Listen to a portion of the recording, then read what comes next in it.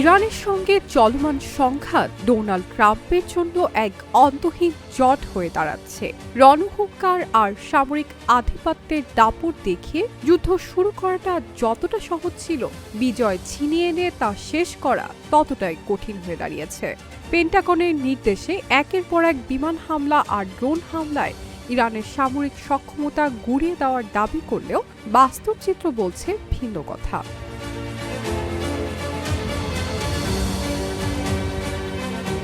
Hormuz প্রণালী বন্ধ হয়ে যাওয়া থেকে শুরু করে ইরানের নিজস্ব রণকৌশল সব মিলিয়ে ট্রাম্প প্রশাসন এখন এক অদ্ভুত গোলকধাঁধায়। সিএনএনের জ্যেষ্ঠ প্রতিবেদক স্টিভেন কলিনসনের এক বিশেষ বিশ্লেষণে উঠে এসেছে সেই 7টি অকাট্য কারণ, যার জন্য চাইলেও ট্রাম্প এই মুহূর্তেও ইরান যুদ্ধে বিজয় দাবি করতে পারছেন না।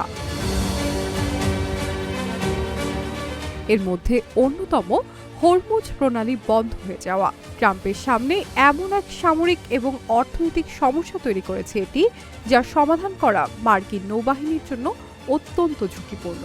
যদিও ইরান সামরিকভাবে যুক্তরাষ্ট্রের চেয়ে অনেক পিছিয়ে, তবুও তাদের এই পদক্ষেপ বিশ্ববাজারে তেলের দাম এবং জাহাজের বিমাহার আকাশচুম্বী করে তুলেছে। ইরান সামরিকভাবে পিছিয়ে থাকলেও কৌশলগতভাবে গুরুত্বপূর্ণ হরমুজ প্রণালী কার্যকরভাবে বন্ধ করে ট্রাম্পের সামনে বড় চ্যালেঞ্জ ছুড়ে দিয়েছে। বিশ্বের তেলের 1/5 এই পথে পরিবাহিত হয়। এই অচল অবস্থার কারণে বিশ্ববাজারে তেলের দাম এবং জাহাজের বিমাহার আকাশচুম্বী হয়েছে, যার সরাসরি প্রভাব পড়ছে মার্কিন অর্থনীতি এবং সাধারণ ভোক্তাদের ওপর।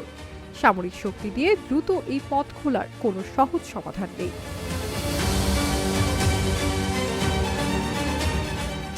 অবসরপ্রাপ্ত মার্কিন নৌবাহিনীর ক্যাপ্টেন লরেন্স ব্রেনান সিএনএনকে বলেছেন, হরমুজ প্রণালী আন্তর্জাতিক বাণিজ্যের জন্য পুনরায় খুলে না দেওয়া পর্যন্ত বিজয় অর্জন অসম্ভব, আর বর্তমান পরিস্থিতিতে এটি করা অত্যন্ত কঠিন, সম্ভবত অসম্ভব।